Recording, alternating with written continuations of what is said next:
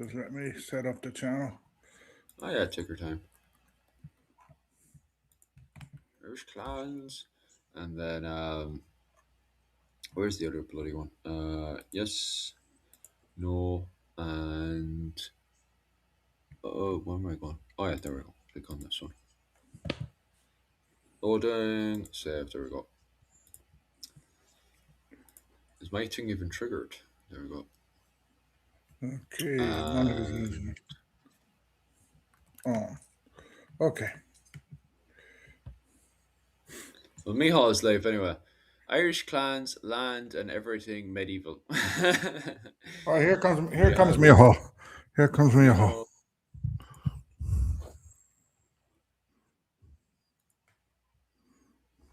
Jesus, that's not triggering at all, is it? I don't see bloody anyone. We're all alone in the universe. I know. Why isn't people being notified and jumping in? Normally, people are coming in to the old chat and stuff. I'll pop over to your one to see if your one's turned on. Yeah, your one's turned on as well. Okay. Hi, Tommy Core. Hello. Good evening. Why is this so early? It's the same. It was the same time last weekend. If it's early, it should be early enough if you're coming over from the States, because myself and Rachel normally do a later live stream, but this one's more what was it called, added towards the Irish live stream side of things, because the lads have to go to bed and go to work. So this is mostly the most reasonable time to keep the lads up, so you can answer questions And to keep us out of the first pub thing on in a the morning. Saturday night. Hi. Why would I want to keep your lives on easy mode, huh? Just It's too terrorize the expensive to street. go to a pub in Ireland. Yeah, I've seen the prices going up. But how much is it for a pint now? I don't know because I rarely go. Mm, Where I live, it's probably pushing 6, but in Dublin, it's probably nuts. It's probably yeah. almost like 9 or something, which makes no sense. 4 p.m. Saturday, New York time. Mm. 4 p.m. So it's 4 p.m. New York time, and it's 9 p.m. for you, Owen, is it? Yeah, yeah.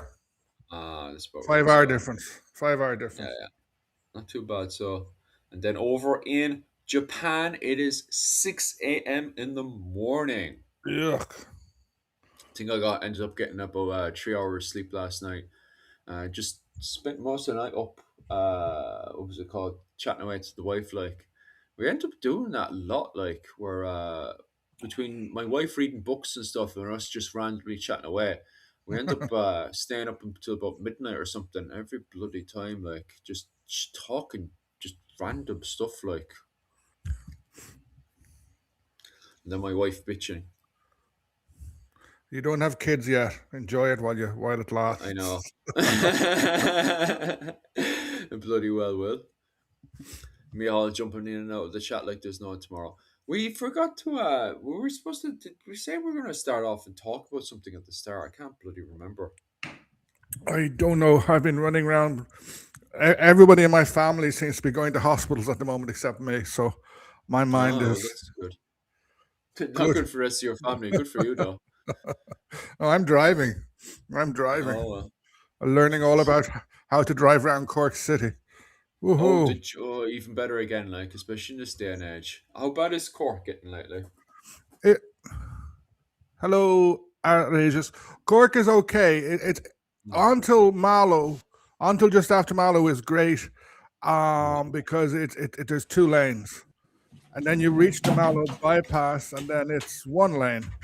Then it Hmm. gets 2 lanes at all again, and then you come to the mad roundabouts to get into Cork City, and then I Yeah. just go crazy. Have as many kids as you can. Only if you're a king. Only if you're a king. Children are expensive, even in Ireland where there's a lot of support and you can send them to public school. They Hmm. still seem to eat my money. Yeah, they do like eating money, don't they? They It's not do. even actual food anymore. It's just pure money to eat A these days. slice of toast, €50. That's breakfast. You're the king of your Oh, own. You're the king of your own clan. I wish. I wish. I'd be rich.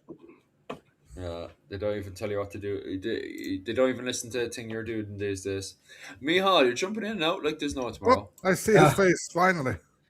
Yeah, I've been ill all week, Hmm.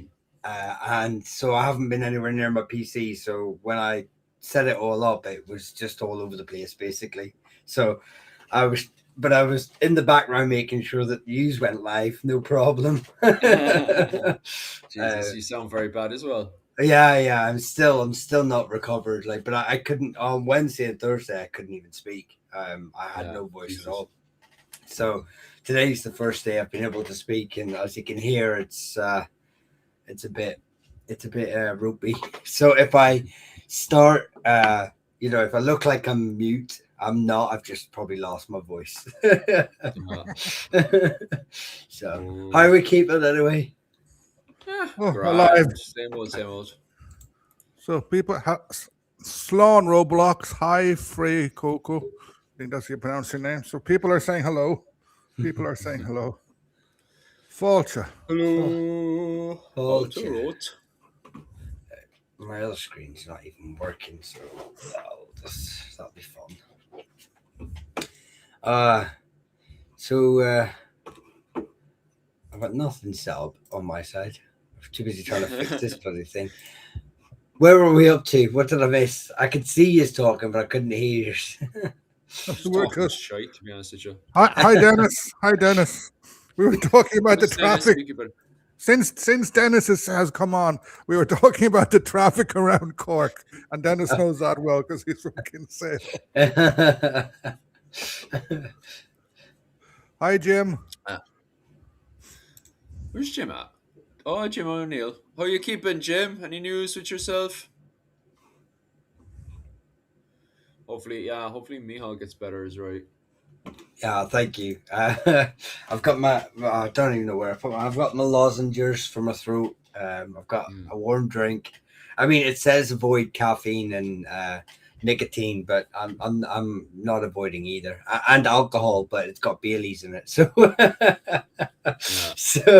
I'm avoiding those. So I'm probably not helping myself really. It's self-inflicted.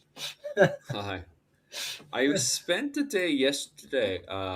They were talking about. I don't know if you guys were listening to it. All right, and Gone Medieval, not their podcast, but their YouTube channel. I was looking at it yesterday, and they were talking about how they wanted to change the name for the Peasants' Revolt in the 14th century, the one where Richard the Second goes over and batters his own peasants for not getting in line because of the fact that after the Black Death they wanted better rights, better pay, etc., etc., etc.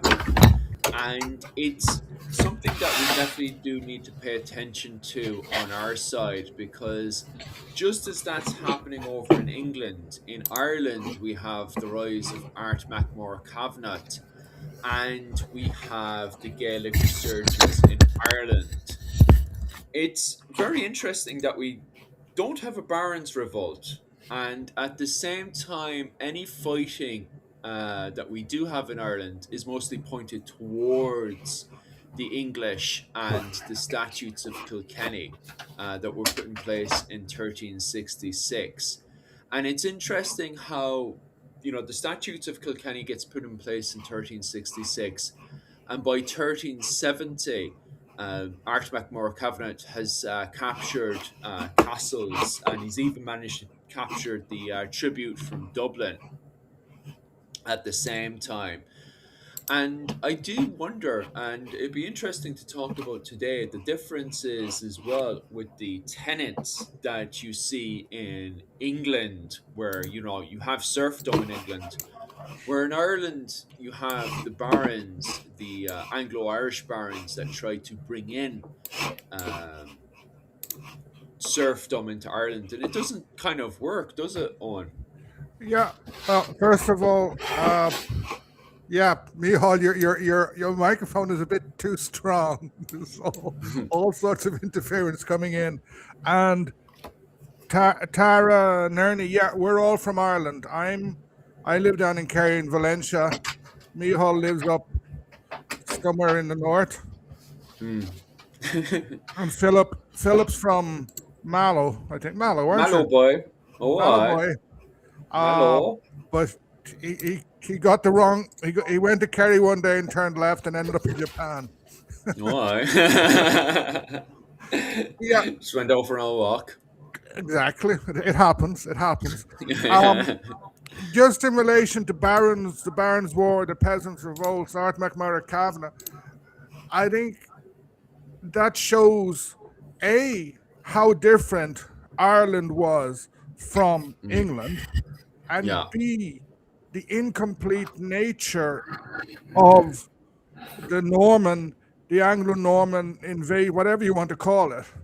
So Mm, mm, mm. when I learned Irish history in school, in primary school, we got told about the Norman invasion, and then I think in first and second year we learned about the 16th century, like the from 1485 to 1603. You never really do in school the mid part, and I have a feeling it's jumped over it's jumped over too big. But there's all sorts of interesting things going in. Um, Mm. there isn't the Barons' revolt because a the king is not in Ireland. Yeah. There is a Lord Lieutenant who changes a bit, uh, but the Lord Lieutenant, he can never get too powerful because if he does, the King of England will stab him in the back and chop his head off. Yeah. Or other Anglo Irish lords will gang up on him. And also because you have the Gaelic lords. So Mm. it's a very different system.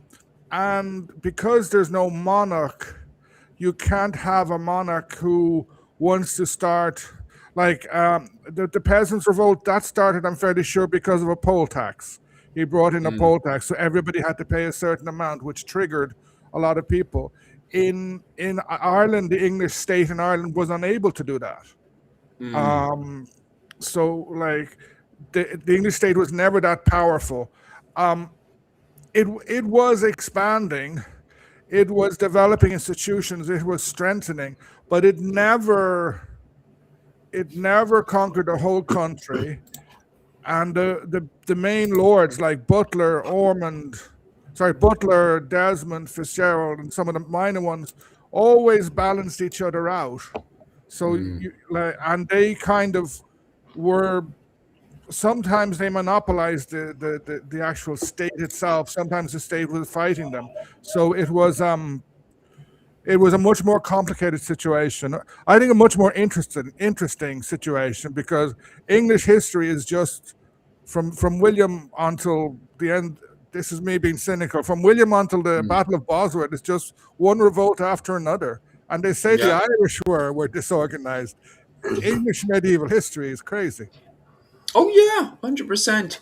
Because it is very funny because I constantly get thing of like, oh, why couldn't the Irish come together? Why couldn't they just fight the English or the Vikings or any like that? I get that like commonly all the time, like the classic 150 tribes constantly warring, never getting together. With no understanding of how the tooth system worked in Ireland, or how does any of it work, to be honest with you. You constantly get questions like that. um when If you look at England's also another area that's like civil war after civil war after civil war. They literally go from an organized war against another realm to suddenly civilized, fighting amongst themselves. So yeah, you're completely right. Like if you take, for example, the Norman invasion of Ireland, you know Henry II is going between a civil war against his own barons and then switching over, fighting a civil war against his own kids, and then suddenly having a civil war against his own clergy with Thomas Becket, when he suddenly has to, tries to find a reason to escape over to Ireland. So you're perfectly right. And it's the same thing during the Peasants' Revolt that's happening. What Gone Medieval were trying to change, because they want to change the name of the Peasants' Revolt to the something like on the lines of the Great Revolt or something. That's what they're thinking of, and the reason for it is because the revolt in England isn't just a peasants' revolt alone. It's a revolt that's made up of many different, groups from the rich all the way down to the bottom as serfdom. Because the whole society seems to be very, very annoyed at Richard II.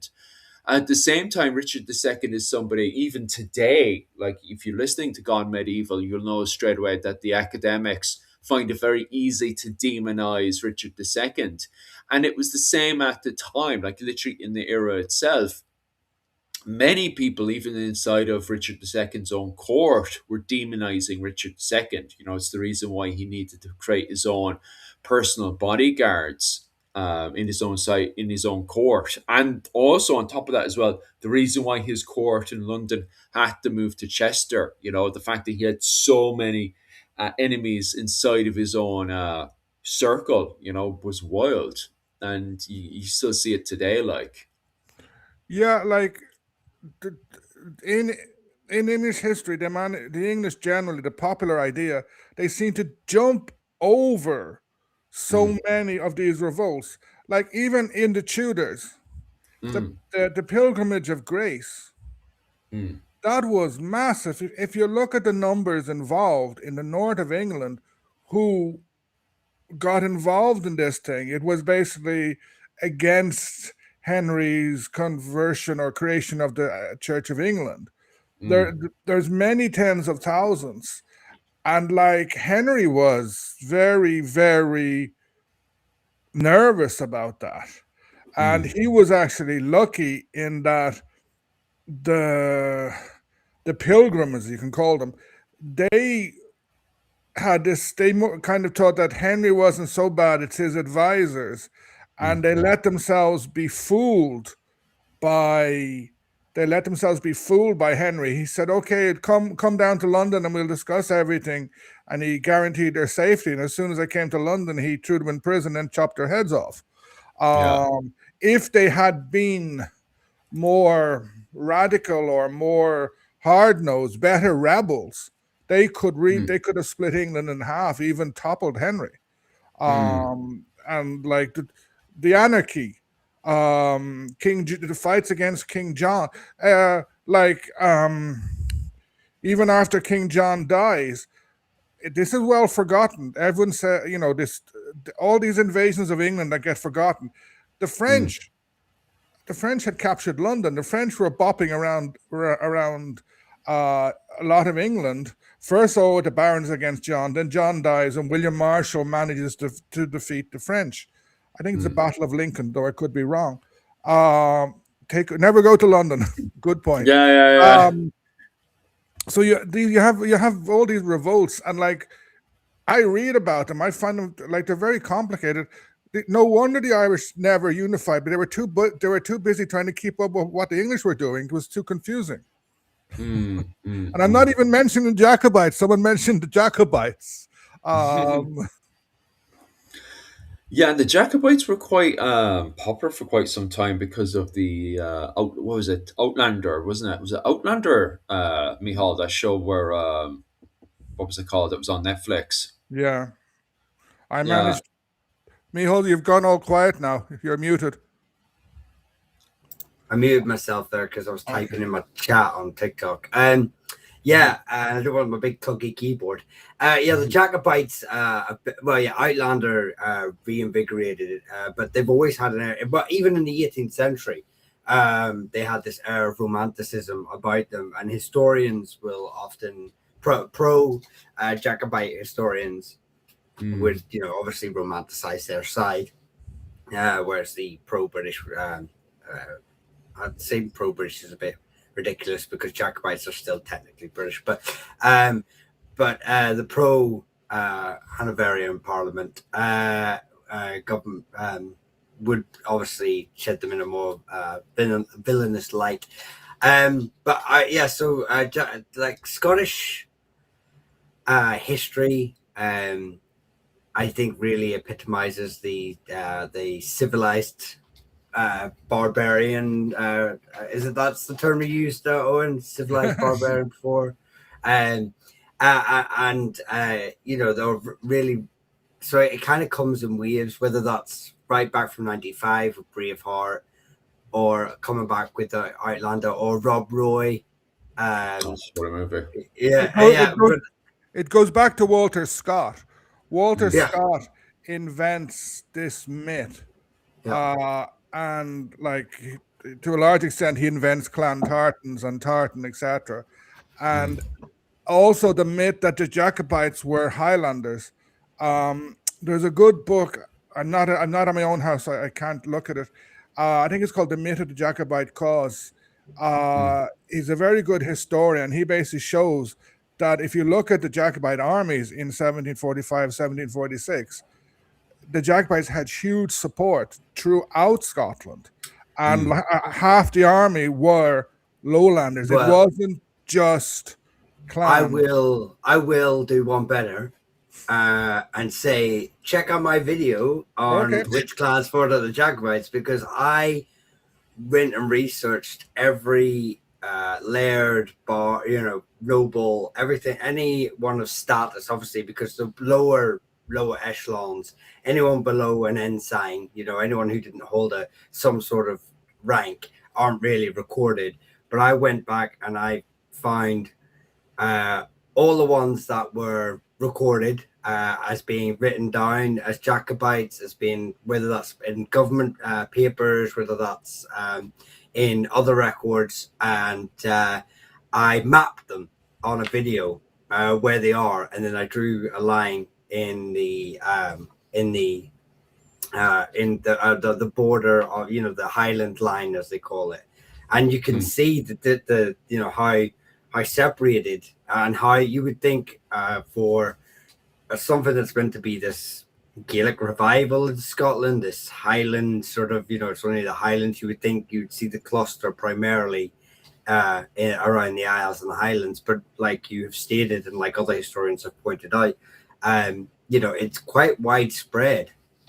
And there's actually a discussion quite interestingly happened. I haven't been able to watch it yet, but I've favorited it to come back to it, about actually that, like, in the modern day, a lot of people who would be of Gaelic descent, in not from the Irish diaspora, who would come in the 18th and 19th century, or 19th and 20th century, but of Gaelic, seem to be more unionists today than yeah.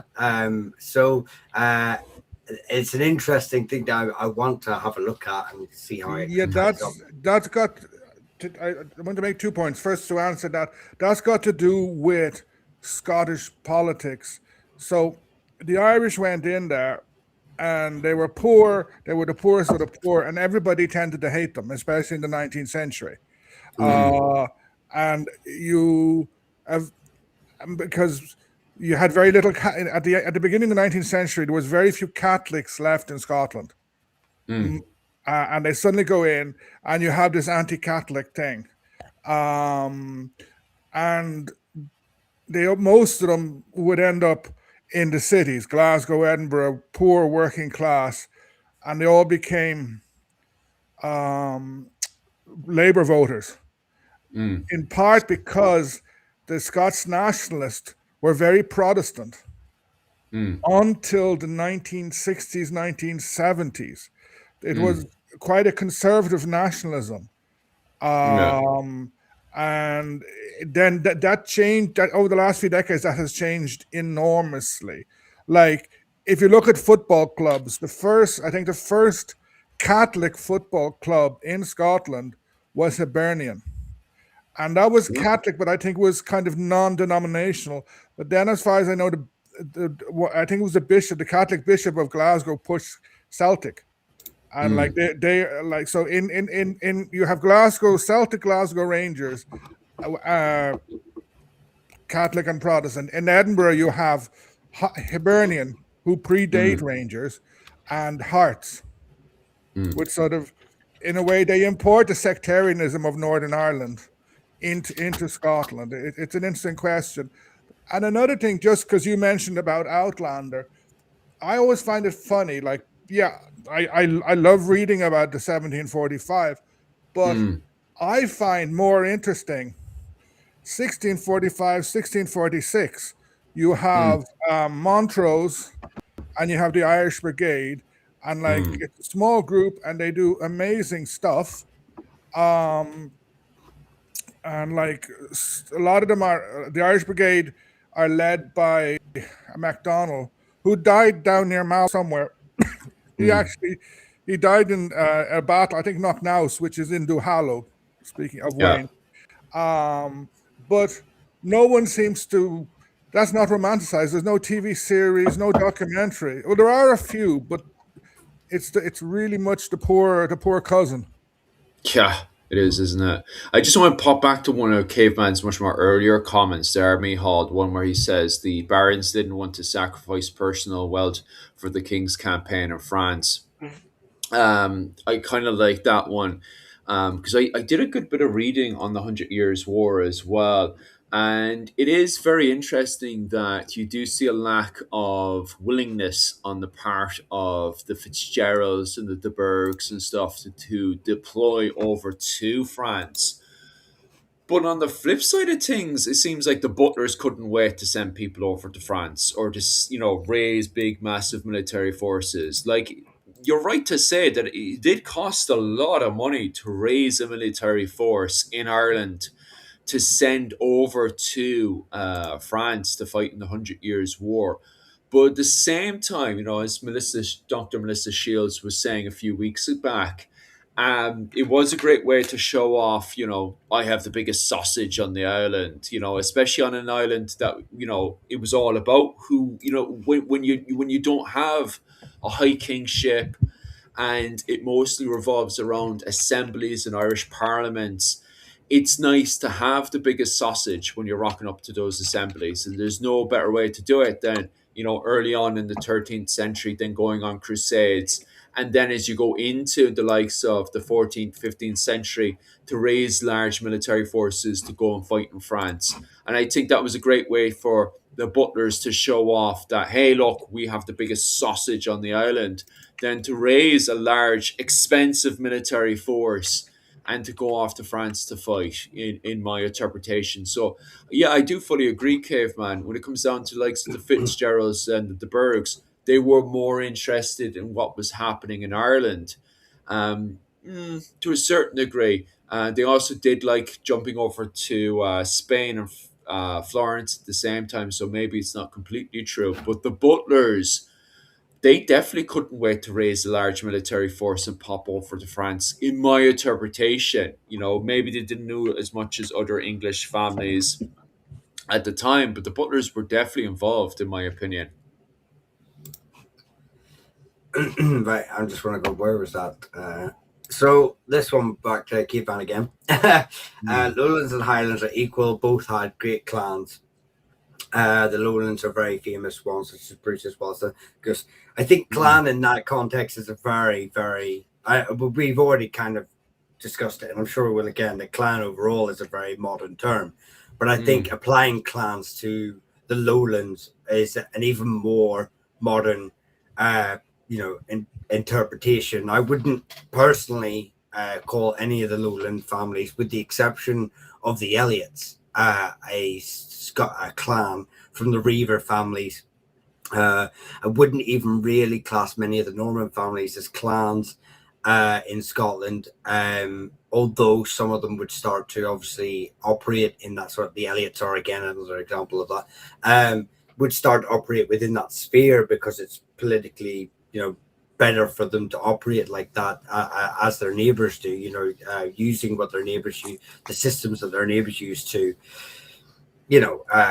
maintain their status in the area. So yeah, I would never call the Bruces a clan, the Douglases a clan, and I know there's an argument for not really applying it to many families, even Gaelic or Gaelic ones.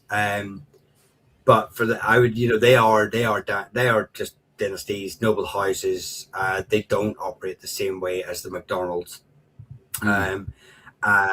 So But yes, but on the same aspect, the sentiment of the comment is true that there's some really, great families, really important players in all on both sides of conflicts. There's no point picking a side in a battle that happened in the 17th century. It's done. The conclusion's already happened. So yeah. That was just really just my 50-pence piece of that, Caveman. Yeah, can I just throw in something? I know Yeah, that they're going. Stephen Ellis, he's professor, I think, of modern history, or he may have retired in UC. What was UCG, University College Galway? It could be NUIG now. Um, he maintains that there were name groups in the north of England who operated like the Irish Seps. I have problems with the word clans, so does he. But he said there were large groups, like some of them were bandits, some were more powerful. And one example, the Percys. The Mhm. Percys came over with, I think it was a baron came with William the First, William the Conqueror. And then you find them in 16th, 17th century Ireland, and like it's fun. Like one of the Percys gets killed in the Battle of the Yellow Ford, and I think his brother, who was Earl of, could have been Northumberland, his brother, his father, his grandfather, and I think eventually his nephew all die in jail or executed by the English government. Like sort of it's you talk about rebels, the Percy family, um, in that stage got into big trouble.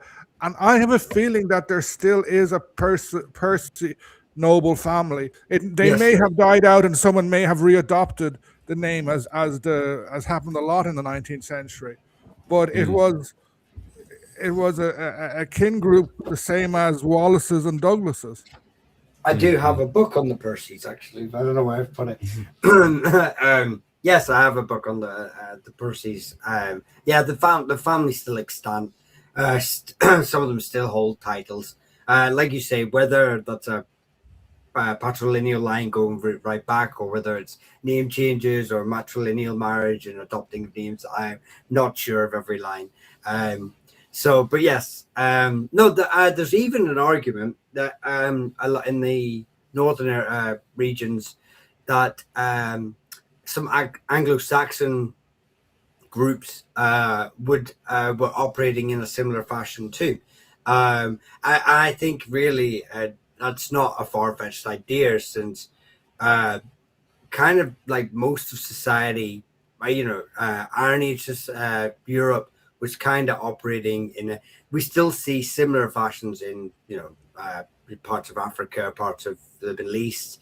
The clan system, the core parts of a clan system, it's familial. It's just a center around a family, and whether you have and normally you have an identifier, most commonly a name, that links you all together. It's not polygenetic. In most countries, it's not polygenetic, and but you just have this connection that unites the people. It's like a nation, especially today. It's like a nation within a nation, and often they started from nations. Um, um, uh, uh, so, yeah, I mean, it's not that far fetched for the English to do it too. Obviously, families. I think obviously as feudalism sort of comes from Europe and comes into England, that feudalistic model anyway, and then just gets refined over time. Families try to steps within those families, individuals within those families try to centralize more of the power, because the king's done that. He's centralized all the power. He's made the Kingdom of England. So they're trying to mimic that in another fashion, whether it be ducal, whether it be earldoms. Um, uh, and I think if Ireland had ever got centralized earlier under Brian Boru, I personally think we would have adopted a similar thing. I think the clan system, as what we grew, primarily was bore out of the Just circumstances that we had. just to take a step back for everyone else now, because hunting for videos and all this kind of stuff is on YouTube right now is a pain in the hole, to be honest with you. Just to define from the Gaelic perspective, as simple as possible, what is a clan, okay? And why wouldn't the Gaelic consider the Anglo-Irish in the 15th century a clan? Is that a question? Sorry, I didn't know if you were. Yeah, I yeah, thought yeah. you That's were. a question for you guys, like, Um, because I'm not a sure. lot. I'm not sure if I agree with you. I'm not Go sure on. if I agree with you Mm, because, like, for example, the Burgos, who become mm, the Burkes, MacWilliam, Upper MacWilliam and Lower MacWilliam. They mm, are of Anglo-Norman descent, but everybody mm, around them sees. I don't like the word clan, but it's they're operating a Gaelic lordship. Um, mm, take the Butlers, the most pro-English. They were operating a Gaelic lordship. The mm, main difference comes down to, well, there's a couple of differences. The Butlers and the Fitzgeralds and most of the other ones would say we're English. We're English born in Ireland. yeah. Um, Mm, and they will follow English. They use both laws, but when it comes down to mm, inheritance, they follow. Though there are some shenanigans where they do some legal stuff that messes up, but it's sort of the eldest son inherits, mm, whereas Turlough O'Brien dies, and it's the most powerful eligible O'Brien who inherits, often after conflict. mm, That to me is the big difference. There are some other cultural differences, but they're all mm, operating lordships. And like you take the butlers, and you have the butlers start spreading out. Like you have the butlers in Kilkenny, you have Lord Mountgarrett, mm, who I think could almost be in Wexford. You have Lord Kerr, and I'm fairly sure there's other branches of the butlers. Um, mm, if you look at the Fitzgeralds, you have Desmond, you have Lord Fitzmaurice, who are offshoots. You have the Knight of Kerry, the Knight of mm, Glyn, and the Fitzgibbons, the White Knights, who are descendants as well. So you have kind of the same tendency to split. mm, mm. So, but again, I think it comes down to an inheritance of the title. Yeah, I yeah. kind of agree. Hey, go on. I kind of agree with Owen on that aspect. I don't see I don't see the Butlers are a perfect example because of just how pro English government they sort of lent throughout their entire history. So you would Mm, expect them to be on the far side of the sphere of the clan system. But you can see, or said, you can see how they operate, keeping their septs, their cadet branches. I mean, a sept is just a cadet branch, and cadet branches mm, are acknowledged in medieval England. It's not seen as a foreign thing. Um, uh, you know, they still keep their steps well within their sphere of influence. And in Ireland, more in Ireland than an English family, because in Ireland they're kind of forced to give land within their sphere of influence, within their area of control, to solidify their position. In England, they don't have to really worry about the same factors that they have to worry about in Ireland, and their area of mm, control is quite small in comparison to if they're relying on the king to give a cousin, a brother, an individual in the family a piece of land. He will 9 times out of 10 give him land further afield as well, because another reason is that if you look at English lordships and titles, they're never together, and that actually comes from William the Conqueror, I believe, or immediate descendants, was to distribute land fractured, because mm, if it's solidified, you can collect your army quicker. Thus, if you are a rebellious lord, you have basically your whole army within a day or two's march. But if you keep all your assets and all your lands fractured, you're easier to encircle and chip away at as a king if you are in open rebellion. It's harder for you to gather your resources. It's harder to do it in secret. But in Ireland, they don't have that luxury of doing that because there are these just really small pockets of control. But like I say, the Butlers they gave lands to the O'Mearas. They moved the O'Mearas from Kilkenny to the Upper Ormond Barony on the coast of Clare, on the borders of Clare as a buffer between the Kennedys and them. They're still distributing land to Gaelic families. None of these, I don't think any of these are looking at each other as complete foreigners acting, because we watch Irish families do the same thing. Are you talking about the Butlers and what was it called? And the different clans and stuff, is it? Yeah, so they're moving clans around, but the same way Lords McCarthy's are moving families around. They're not doing anything different. They're just using the tools that they have to hand, political tools. Oh yeah, 100%. Because I definitely would agree with you guys on what you've been saying there, because from 1220 onwards, you can call them Hiberno-Normans, Anglo-Normans, or Anglo-Irish, or whatever. I don't really mind what modern word you like to use. But from 1220 onwards, there's a lot of major stuff happening in Ireland. First and foremost, like the Bergs are married into the O'Briens. The Lacys are married into the O'Connors. So there's straight away these marriage bonds kicking off. But at the same time, when the Anglo-Normans do appear in Ireland, and they're appearing in the south, the southeast of Ireland, and they try to bring in their Norman customs, the old French system, into Ireland, they have to bastardize it from the get-go. For example, the tenant system that they were talking about yesterday on Gone Medieval. Anytime I've done any research into the tenant system in Ireland, the problem is the Irish have a tendency of just running away. You put them on a piece of land to go farming and stuff, and you come back an hour later and they've ran away up into the mountains and stuff. I don't think you have that problem in England. You give someone a piece of land and you expect them to pay rent to you as a lord. You don't expect to rock up half an hour later and they've run off up into the mountain. And so it seems to me that from the get-go, the likes of the Bergs and the Lacys have to adopt and bastardize their laws. So I definitely would agree with you that you're not dealing with a kind of, English system in Ireland. What you're dealing with is a kind of bastard European system in Ireland, especially in the southeast of the island of Ireland. Just if I can make 2 points.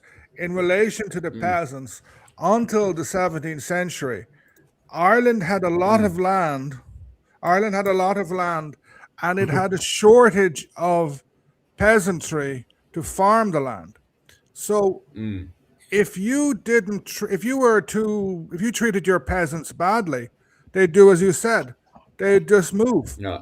They'd say, okay, Joe Bloggs here is treating us bad. I know that Lord such and such down the road needs people, and he'll promise he'll treat us much better, and they did that. Secondly, in relation to land, I just when Michal was speaking, I just remembered that this fragmentation of lordships in England is international. Because if you look at the various wars between England and France, many English lords are also the French king is their sovereign because they have so much land there, and not the English king is the French king is his sovereign. They're both intermixed. They both have lands that owe fealty to each other. It's crazy. And then when you look at Gaelic Ireland, in Gaelic, the Normans brought with them the idea of writing down land ownership. So William takes the island and he divides it up, but people keep and they start taking a record. Whereas in Gaelic Ireland, okay, maybe Mallow was Philip's land, but we kicked him out of Mallow 50 years ago. I've been farming. I've been using Mallow for the last 50 years, therefore it's mine.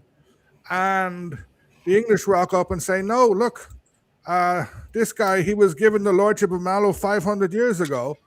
The Gaelic lord says, so what? The English court says, no, Lord Carew or someone like that, he's the owner.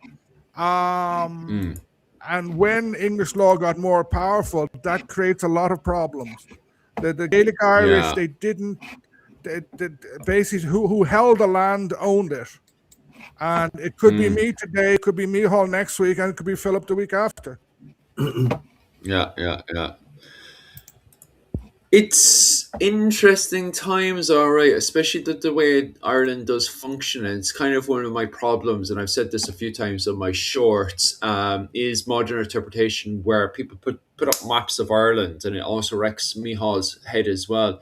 And they'll have, clan so-and-so, and they'll give him, like, exact land, like he owned this piece of land.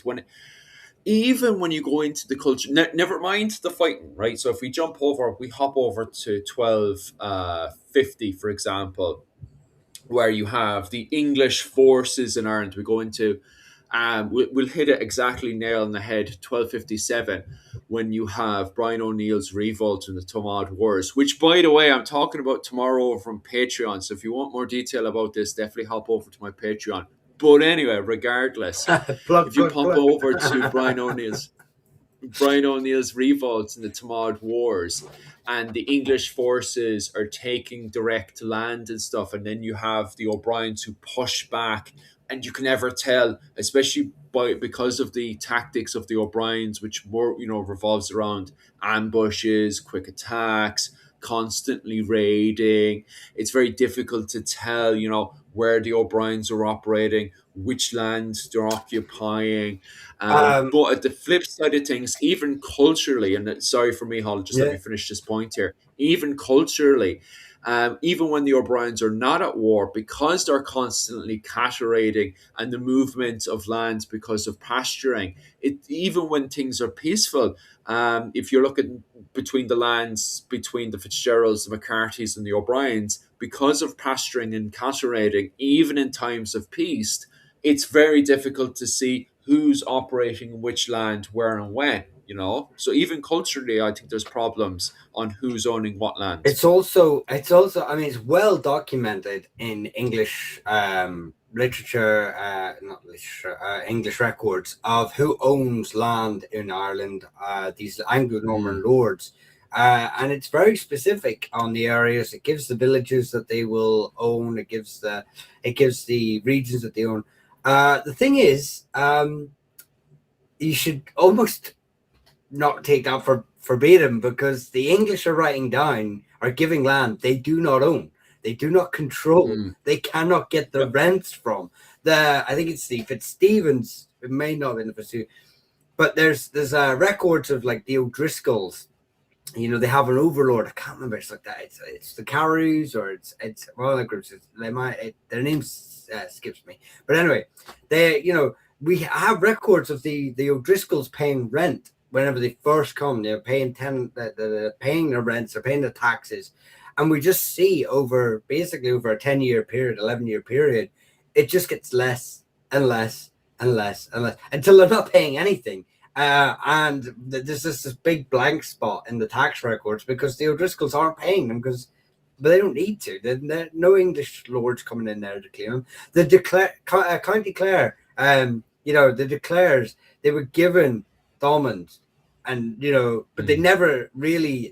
Very briefly, but by the time the heiresses of the Clare household, I think it was 2 daughters, had inherited the kingdom of Thomond effectively, they just let it go they just left it. They never chased their rights to this kingdom because they knew they could never enforce it. Even though all the English records and all the taxman's looking at it like going, you own this, they're just saying, well, we can't get anything from it, because we don't own it. We just say we do.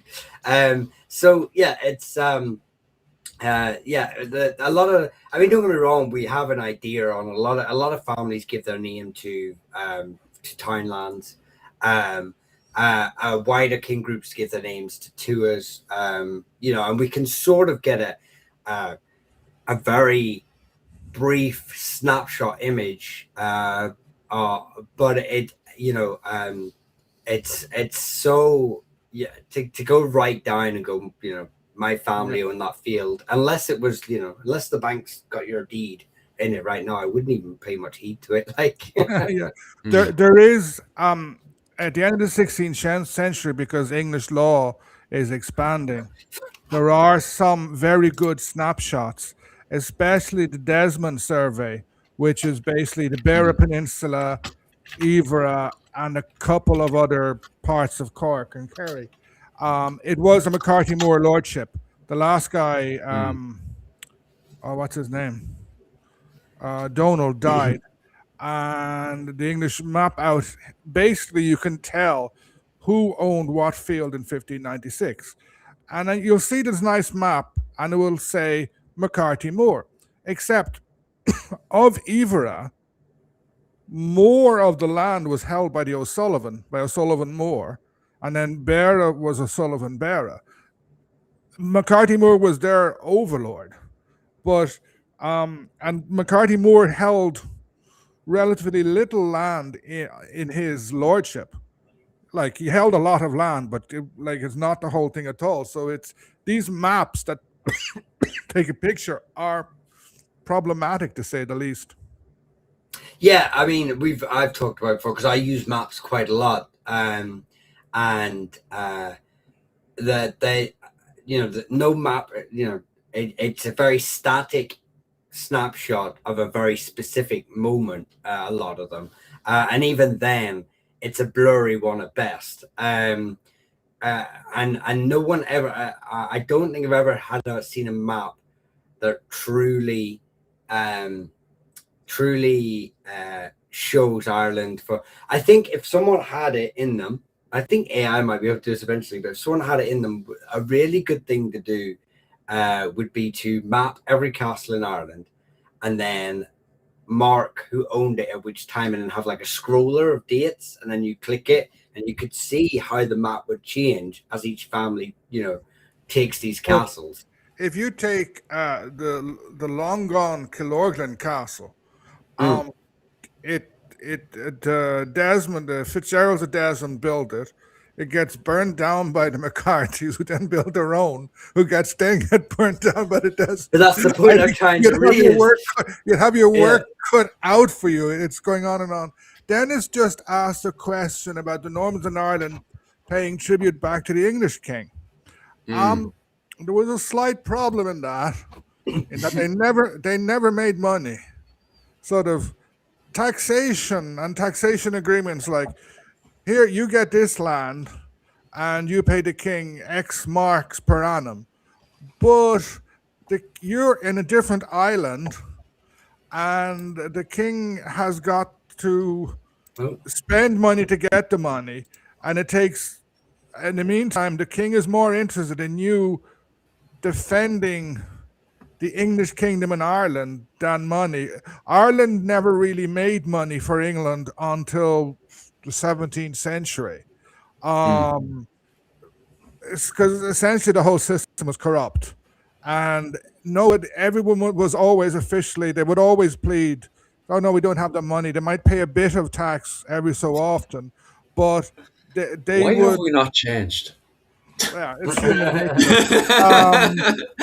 you know, sort of, oh yeah, but like I spent all the money defending against the bad Irish. The bad Irish burnt down my castle, and, you know, or they tried to burn all your towns, and they're all poor here. So it's like, theoretically they'd be sending money. And if you look at Surrender and Regrant under Henry and Elizabeth, theoretically all these guys are supposed to be paying money to Elizabeth, but no one ever did. I just want to, after 800 years, like, you look at the Irish Parliament today and the EU sending money over, and the EU's like, what happened to all that money? It went into this building project that never got completed. No, I don't know. To be fair, Ireland now is a net contributor to the EU. So the Yeah. money comes out. I will say there was a funny. I used to work for a company, and it had a base in Dublin and it had a base in Belfast. Yeah. We were project coordinators, and they eventually they moved the whole department, the whole company to the Belfast, and the reason for it was because they were basically so you'd have contractors who would go out to all these things. They were in Dublin. People were ringing up and going like, "Oh, I want a project on my house, or whatever, business," and they'd be like, "Is that Owen O'Neill?" And he's like, "Yeah." It's like it's Michael. I went to school with your aunt. I went to school with your great. Ah, sure, I'll get you this for 50% off. I'll get you this for 50% off. Yeah, and they were just they weren't making any money in Dublin, so they came to Belfast, but we're obviously I'm sure there's many people in here like Protestant work ethic, and we were a little more stingy about it.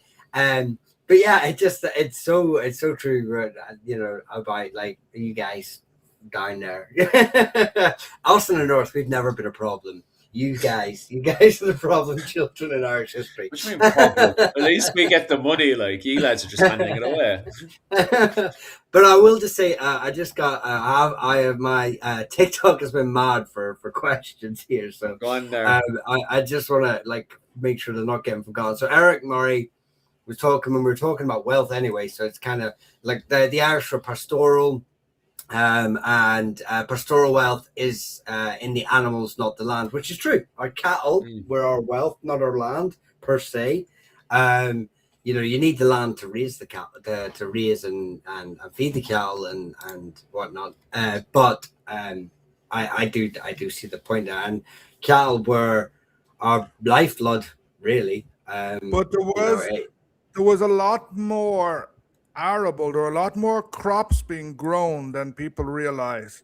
Yes. And like you see this, like when the English are going burning, and they discover, they say, "How come these barbarians are planting so many crops we never knew?"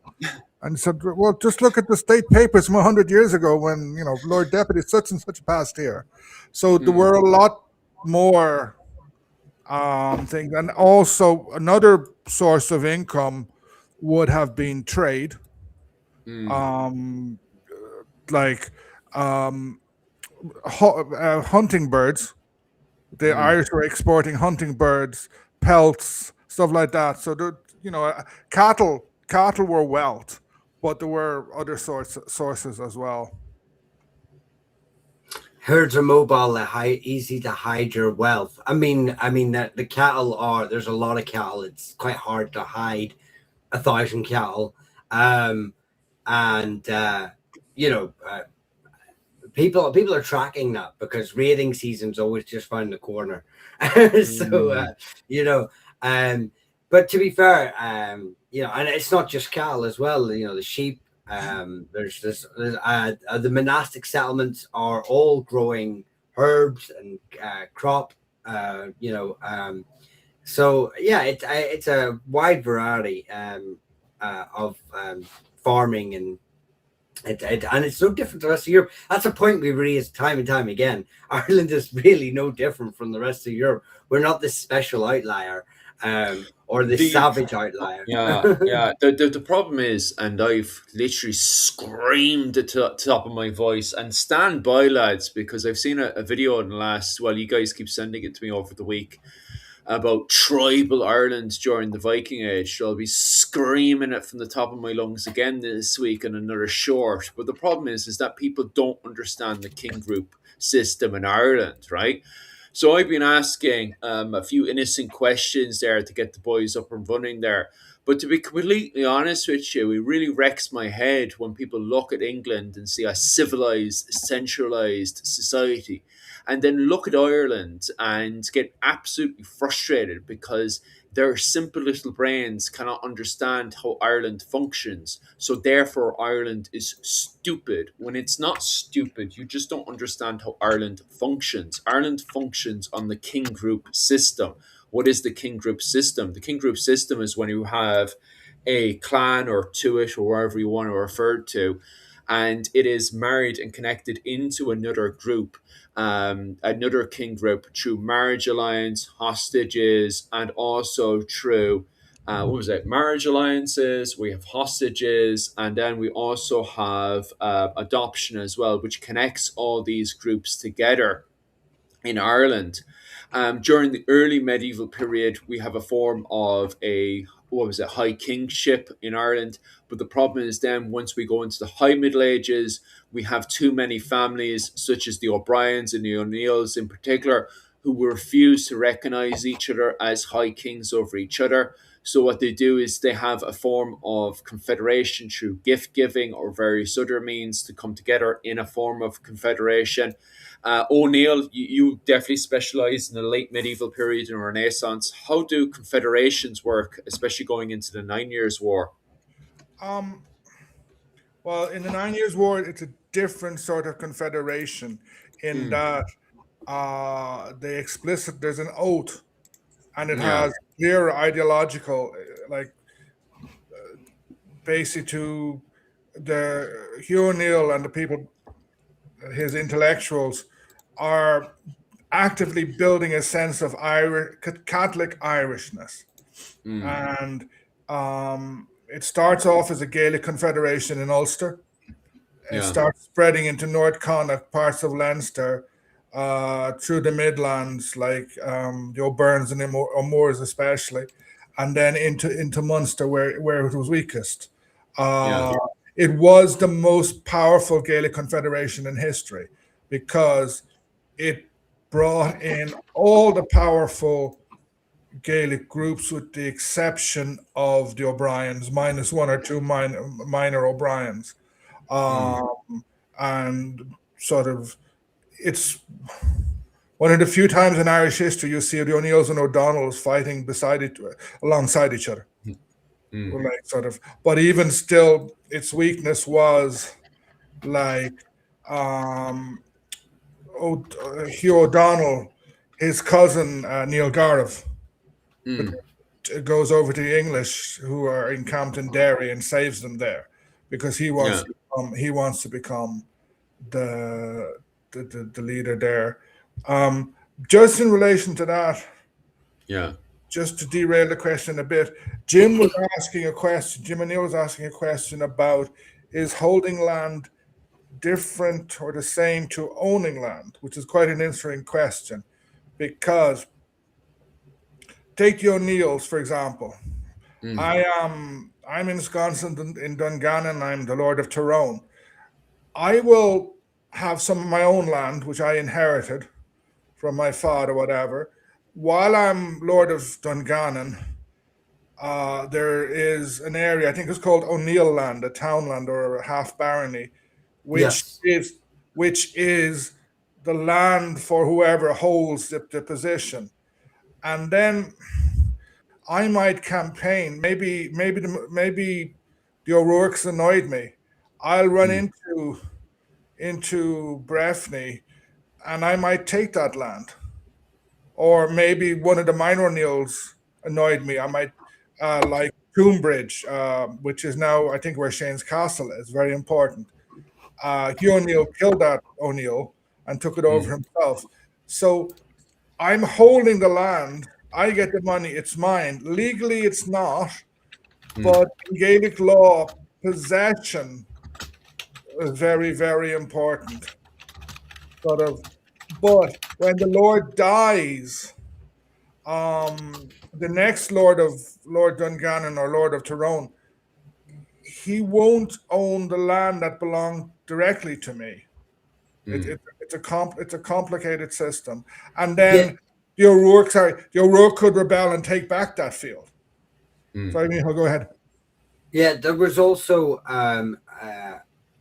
and obviously we've talked about this before, but it's not almost like a clean, homogenous sort of system all the way through Ireland from top to bottom. There are breakaways. There are certain aspects where, so you would have in your clan system, you'd have like your Kenvina, your close kin. These are probably the higher, closest blood And then as the more unrelated you are to that like king, so you would have like, like if you're thinking of the kingship of centralized kingship of England, you have the king and then you have his brothers and their children. They get a bit more say in court. And it's the same sort of system in Ireland. You have the king groups who are sort of closely related to the last chieftain, Taoiseach, and so what happens is there's land that's sort of set aside, and the best land is set aside for the guy ruling. So effectively, when I die, and whoever inherits the title, whether through bloodshed or just general inheritance, this is set aside for that. If you hold the crown, you hold this piece of land, because it's primarily the best. And there's certain ones that are, so you have almost like a tenant system as well. So I am part of the clan system, whether I'm actually genetically related, but I have the same surname, whatever. I'm part of it, but I'm just a farmer who has a wee plot of land, a Bowennock with one cow, and no, it's not Bowennock. Is it Bower? Yeah, Boer. A Bower with one cow, right? Whenever the king dies, or the clan chief dies, I have to go to the new one and sort of say, look, I support you, whatever you need, profess myself to you, prostrate myself to you, and they can just decide now. Your uncle sided with the wrong person. I don't like your mustache, and I have no legal claim to that. I can't dispute it. I can't challenge it. That I know that my right to that little plot of land is purely at the behest of the individual. But then there are people who own land who are hereditary holders who have, if I try to encroach on this area and say, no, I'm taking this, they have legal claim, they have legal stance, they have an argument. Whether they can challenge it, depends who has the biggest sword. And I think I was getting to another point on that. You were saying when the O'Neills came in and the O'Rourke's and stuff like this. I mean, another thing that would happen actually in classes in the early medieval period, especially, not so much later, but was that when a king group moved into an area and claimed an area, what they would do is they would install a sept as the new rulers. And normally it'd be a close kin member, a cousin or a brother. And then that cousin or brother would actually adopt the surname of the area. He would adopt it to legitimize his rule of the area. There's a couple of instances that happened up in Mayo and Sligo that slipped my mind. I think they were O'Donnell's.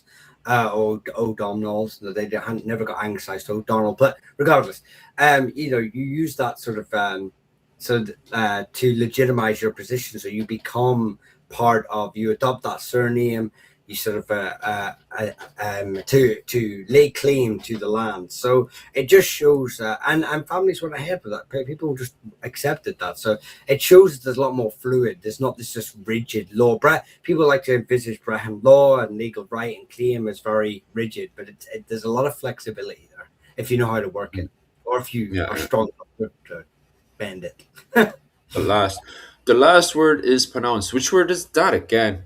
For which pronunciation? I'm just curious. Just to change the conversation, someone asked a long time ago about Carnival, saying like he's just been celebrating Carnival. So Carnival was last week. It ends on Ash Wednesday, and he was saying, why, since Ireland is a Catholic country, do we not celebrate Carnival?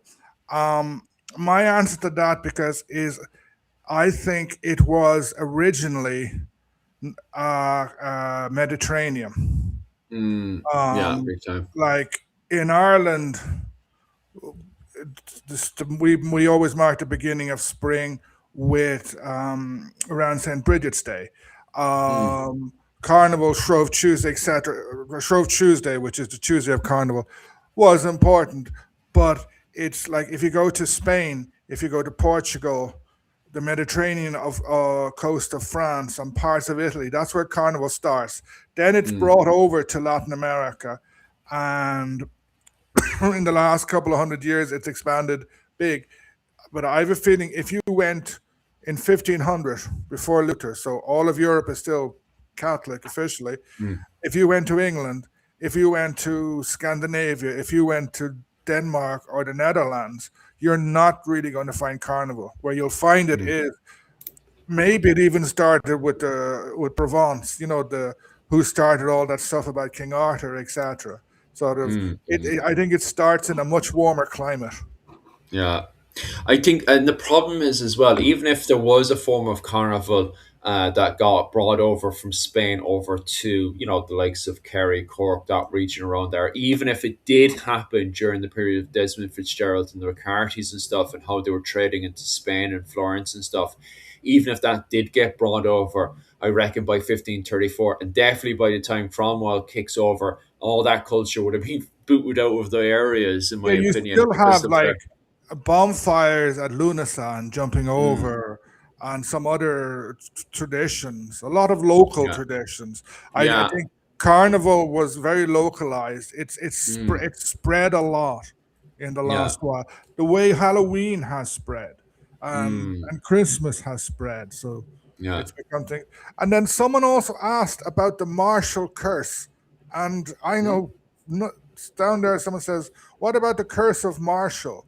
Yeah, I know And that one. All right. I know nothing about that, so I want to hear it. I That hope it's would so scary, a the horror martial story. curse. It's not. It's not really. What Ah, happens is that this is around 1220, and first and foremost, you have William Marshall himself, but like straight away from the get go. The problem with who was his father again? Was it Richard Marshall or something on those lines? But anyway, regardless, William Marshall. They're in the middle of the siege, and what was it called? William Marshall's father is inside the siege, and William Marshall is outside, and William Marshall is only Halo. He's a child at this stage, and he's okay, taken okay. I hostage saw you. by the King of England, and the King of England is threatening to tie him up on. First off, he's threatening to hang him, and what was it called? Marshall doesn't care. He's like, I don't care. And so then eventually they tie a noose around his neck. They set up a trebuchet a few hours later because this is a siege. Like it takes weeks from to siege him out of it. And so they tie a noose. They instead of setting up what was it called, a hangman's gallows. This time they set up a trebuchet because they were already going to send rocks his way anyway. So they set up the old trebuchet and they tie a neck around, the noose around Marshall's neck, and they say we're going to slam him against the wall, which was something the Germans, by the way, in the Holy Roman Empire, the Germans were already doing this anyway. They were getting small children and smashing them against walls, and it was working very effective in Germany to get people to surrender. If you got small children, believe it or not, people feel like, oh, geez, better rescue the children and stop this siege. I don't know why. Why would you show any empathy, to be honest with you? And, William Marshall's father would definitely agree with that statement because he turned around to poor little William Marshall and his captives, and he turned around and says, yeah, yeah, smash him away against the wall. I have the anvil to make more children. Basically saying, hey, look, I'm a happily married man. I've already made a few kids. But the problem is that the marshals over the years were, getting killed off left, right, and center. In fact, William Marshall, if you even look at his life alone, it's very surprising he did survive. He ran around England like a madman, as we were saying earlier, going from civil war to civil war to civil war. And William Marshall was a frontline fighter. Then he went over to France, and he went between the courts of the French realm, the Anjou realm, which was occupied by the English crown at the time, and also he was a mercenary. And when he wasn't doing that, he was actually best friends with what was it, Henry Jr., somebody who didn't survive to become king himself, but he spent most of the time hanging around with Henry Jr., best friends, going to tournaments and getting up to all kinds of wild stuff there as well, where he almost got killed a few times as well, because this wasn't it. Tourneys in the 13th century, sorry, the 12th and 13th century were not like tournaments of today. Tournaments in the late medieval period and Renaissance, where you get two men and they just kind of car crash into each other. During the High Middle Ages, tournaments consists of two war bands coming together and then smashing completely against each other. And then they would also continue fighting with maces. So you get your mace and you pox up someone in the head, but you're concussing them, but you can also kill them as well. Your plan is to just concuss them, and then you quickly jump off your horse, grab them, chuck them onto the back of your horse, and you go off with them. And you ransom them back to the other person's family. It was all laugh. It was all big, banter, really, really funny stuff. But a few times, William Marshall would get the old dent in his head. And one time he would, during a middle of a skirmish, had to run off the field because there were tents and everything set up. He'd ran off the field and he'd go over to a blacksmith who had his tent set up, not his proper workshop at all. And very, very quickly, the blacksmith had to try to find different ways to kind of weld this helmet off his head, because they couldn't get the helmet off his head because the way it had been dumped onto his head. There were plenty, it was very, very normal as well, is that knights would get dumped on the head and they would go home and they would take off the helmet once they were inside their castle and stuff in front of their wife, and their whole skull would fall apart. That was normal, by the way, for that to happen, where they would just take the helmet off, they would take off the cap as well, and the entire skull and everything that was being held together would just fall apart. Very terrifying time indeed. So between the jigs and the reels, a whole load of members of the Marshall family were killed left, right, and centre. And even in the follow-up civil war as well that was fought between Richard the Lionheart and Henry II, the Marshalls ended up on opposing sides. William Marshall ended up on the side of, I think it was Richard's side or Henry II's side. Sorry, Richard II's side. So between the jigs and the reels, William Marshall ends up on Henry II's side.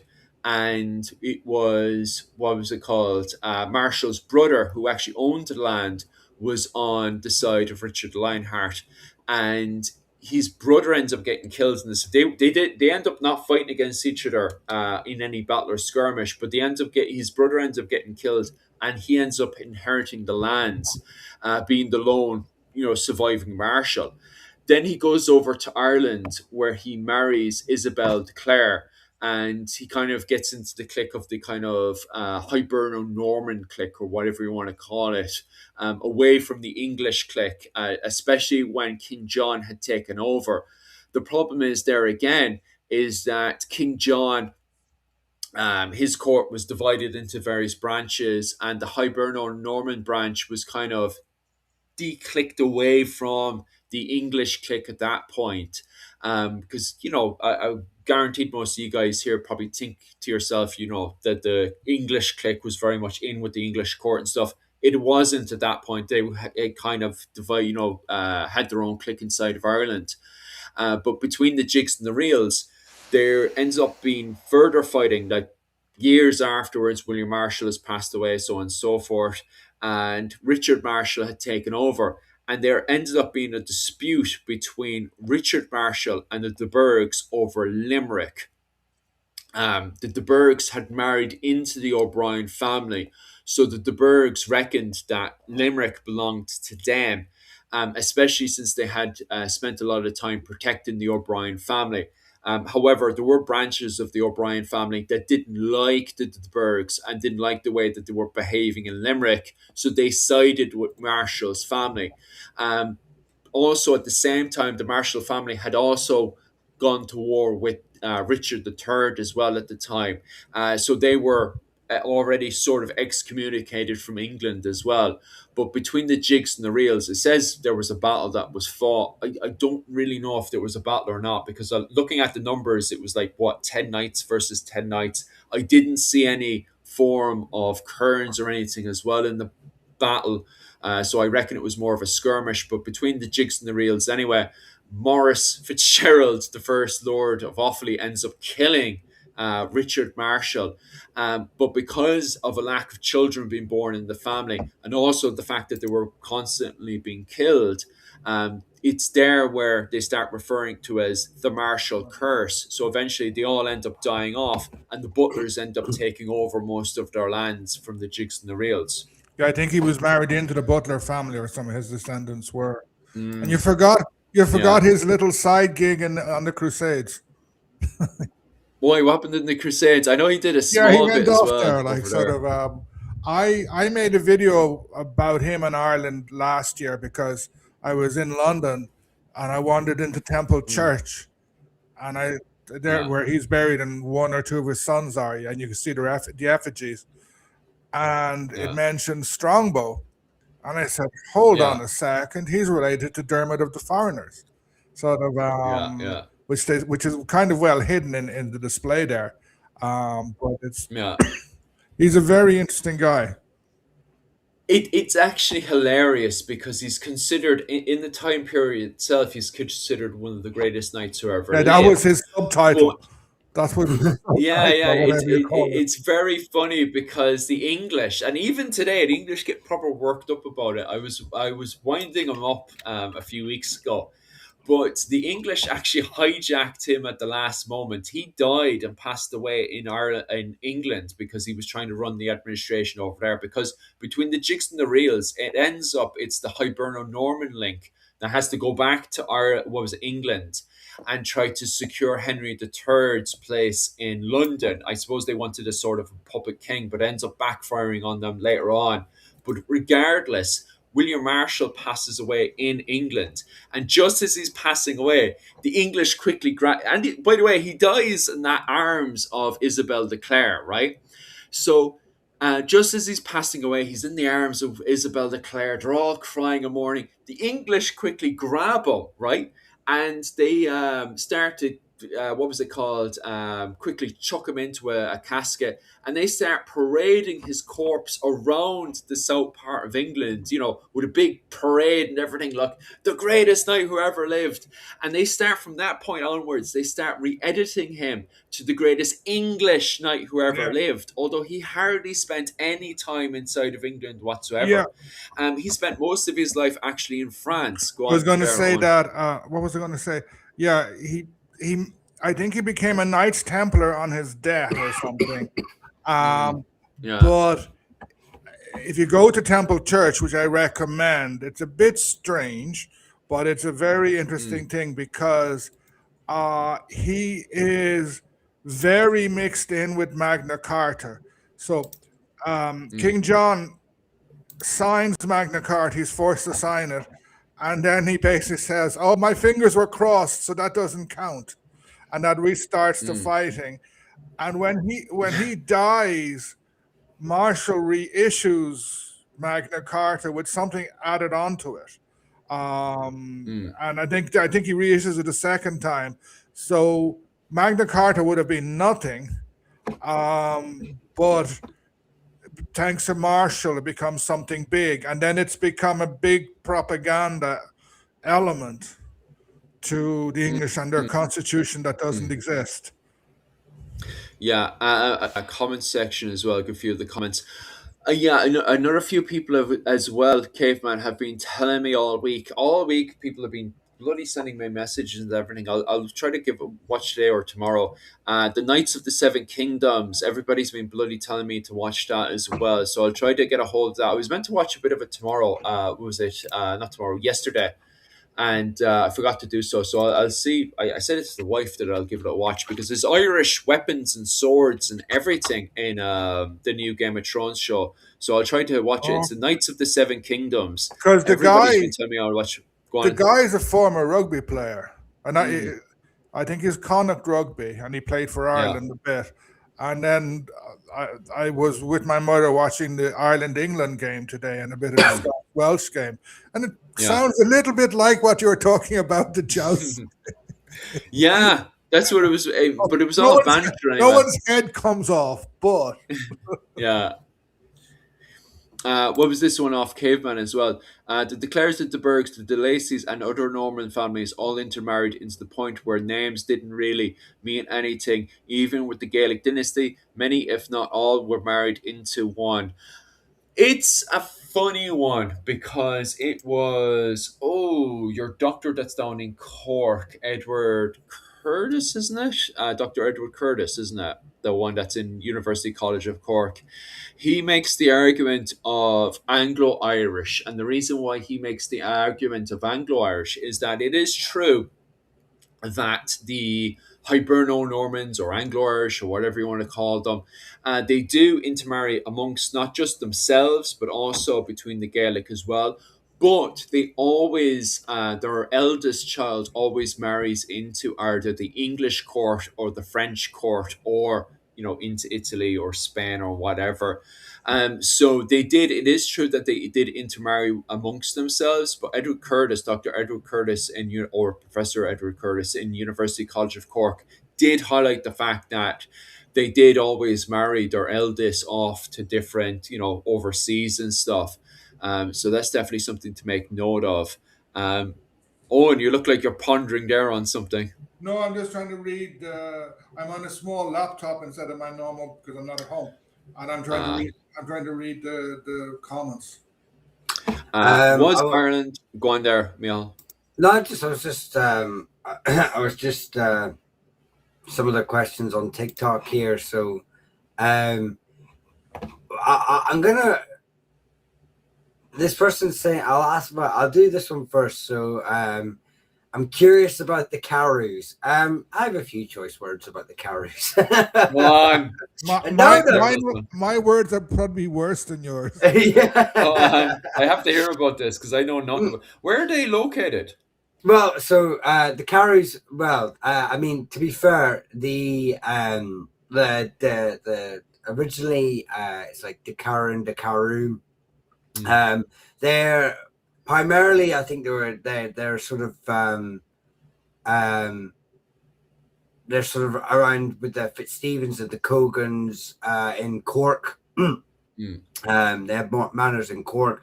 They also would have sort of actually, I believe that part of the 1247 Marshall petition, Robert de Carey's mentioned actually in that. They have lands in Carlow, but anyway, they are. I'm just going to say arseholes. Why? They're just they're if you can of all the goings on in Irish medieval history, they're mentioned very early on in the annals, right away from the like the 1200s, very like first years or two, the 1200s, late 1100s. They're mentioned in the annals straight off the bat. They're just although they're only given death notices and stuff, but they're prominent figures. But they're just at the head of pretty much every shitstorm that happens in especially I want there's one individual though that I want Owen to explain. Okay, I'm going to jump ahead. The Carews disappear from Irish history. They're well gone. Like, they don't last long. They disappear. And then along comes in 1550, more or less, Sir Peter Carew comes to Ireland and says, all this land that's held by the O'Driscolls and other people in Cork is mine. And all these Irish lords say, F off. We've held this for like 200 years. He says, no, it's mine. And he goes to court, and of course the judge agrees and says, yeah, of course. And this triggers something for the next 100 years. It destabilizes not just Gaelic lordships, but also many Old English lordships. You have these adventurers who they turn up piece of paper saying that Henry I or William the Naught someone gave my great granddaddy a huge chunk of land in Ireland. And I'm Mm. sure when they submitted their case to the judge, they probably there was probably a large lump of gold attached. Oh yeah. And because the other people, they wouldn't have documents, so they won. But I think Peter Carew doesn't last long. But I think it's his nephew George Carew. He's Yeah. a soldier. He's a soldier fighting in Ireland and elsewhere. But Yeah. in 1600, he's made Lord President of Munster. Basically, he wins Munster back. He is he has a brilliant knack for getting people to fight against each other, for tearing people apart, for undoing alliances.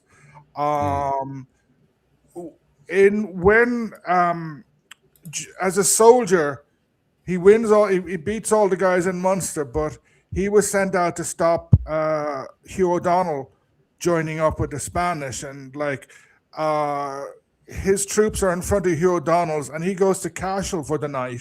I think he went drinking or something. And O'Donnell's men basically woke up early, said, "Oh look, it's all frozen. Let's run over the mountain," and did. Carew wrote a lot. He didn't like Mountjoy, but Cecil, the Elizabeth's number two, was his best buddy. So, he was stabbing Mountjoy in the back a lot. He becomes Lord Deputy of Ireland under the Stuarts. The only good thing about him is he kept a load of papers. So we know lots about that period of Irish history thanks to him indirectly. I think my attitude towards him as well is that he had he employed the scorched earth policy. He was one of many. He was one of many. I know. But his actions would almost influence Chichester as well in Ulster. So, Chichester was the worst. Chichester was the worst by far. Well, being an Ulsterman, but the Carews, like I said, I believe they're a Cambro-Norman family anyway. Carew is also a surname adopted by a lot of Welsh families, so that will come across. So not all Carews are descended from this bunch of big meanies. But like says, he wrote a lot, and we have, like I say, he was a very intelligent man, very good at what he did. A bit like, I always look at Cromwell the same way, but we have badmouthed Cromwell, but he's very good at what he did. You mean come in mass? Okay. We'll move on. Most of the atrocities that happened under Cromwell, and now we're not going to talk about Drogheda and Wexford. No, because but most of the atrocities that happened under Cromwell actually happened after he left with his son-in-law. His son-in-law's policy was far worse in Ireland than, and obviously Cromwell gets the benefit of the doubt in a sense because actions committed in war are sort of have this own bisection, don't they? You can sort of say, well, that was in war, whereas his son-in-law obviously doesn't fall back. No, I'm not defending him. But I'm just saying, I do believe he does get more of a worse rap than he actually did. He's not the biggest villain in Irish history, yet he gets given the title. Because his son-in-law's even worse. No, I think Elizabeth's worse. I was about to say that. Like Elizabeth, Chichester, and various others are way, way worse than Cromwell. They just kill everybody. Yeah. Oh yeah, like don't get me wrong, I understand what your argument is, but the way you're going about it, do you want shovels there, lads? No, it's just a hill I'll die on is we I'm not saying that he should be sanctified. I'm just saying that he shouldn't hold the position we give him. We're focusing on the wrong enemy in history. No, he's still a horrible human being because of the fact of what he did in Drogheda. like I think multiple times he could have easily accepted their surrender in Drogheda, and instead he just continues. Even when he's captured the southern part of the fortification, he has complete surrender of the northern side, and yet he decides, kill them all, just keep pushing in. He never gives that order. That's the thing. He might as well have. Right, yeah, He's right. So now we're pushes saying, it right. I know he gets, as the commander in chief of the CEO of the regiment or whatever. Ultimately the blame falls on him, but but he never gave that order. If you look at Cromwell's whole career, prevent him he either. never he did he even says it's his biggest regret is that he couldn't. He actually couldn't do it. Well, not his biggest regret. That's a lie. He had a partial regret that he couldn't do anything about it. But his whole career, I would state that you can see that the two incidents that happen in Ireland are anomalies in his whole career. Now, are the anomalies because he always said, one of his famous sayings is that he would rather trust a Presbyterian's but like he liked Presbyterians more basically he ranked like Irish at the bottom, Presbyterians, and then Royalists at the top, so we kind of were beneath him, but yeah, I just, like I say, it's a whole thing. But his whole career, he is a very devout man. He doesn't believe in killing for the sake of killing. He's not a malicious man in terms of the time. And no, he's not. He's genuinely not. I don't know. Coincidences.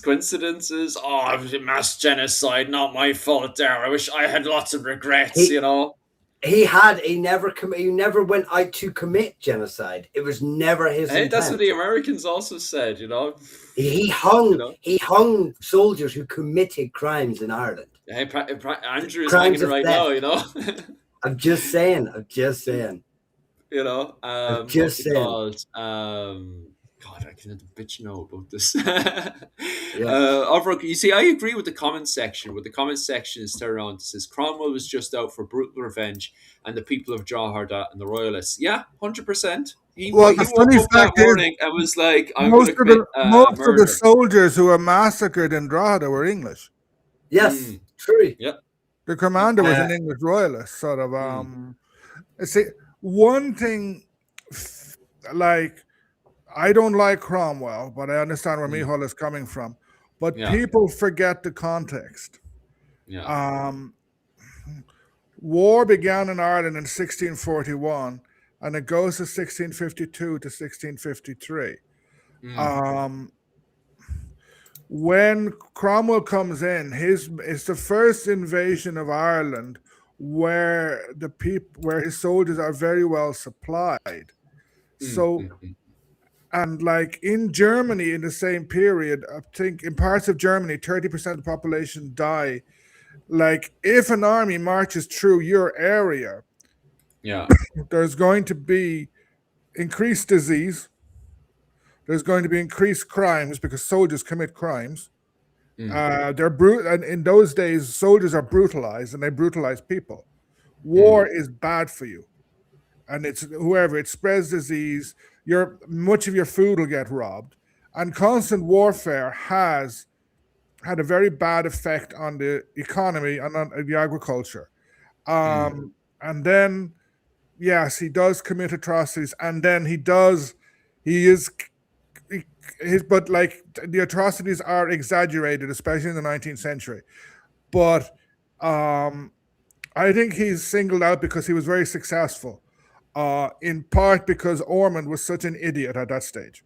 Ormond loses everything, and they're like several of the old English Confederate commanders. They managed to lose everything, but Ormond gave Dublin to the parliamentarians and then besieges it a few months later, and then manages to lose the Battle of Rathmines because he sends out orders for his soldiers to do something. Then he goes for a nap, and it's but the parliamentarian soldiers were quite brutal, especially Lord Inchquin